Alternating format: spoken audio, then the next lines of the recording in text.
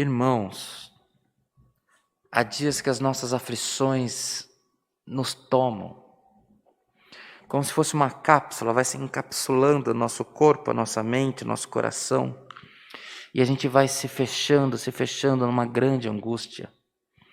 Olhamos por um lado enfermidade, olhamos para o outro lado causas difíceis, e nós olhamos para nós mesmos e falamos, não tenho força, vou perecer.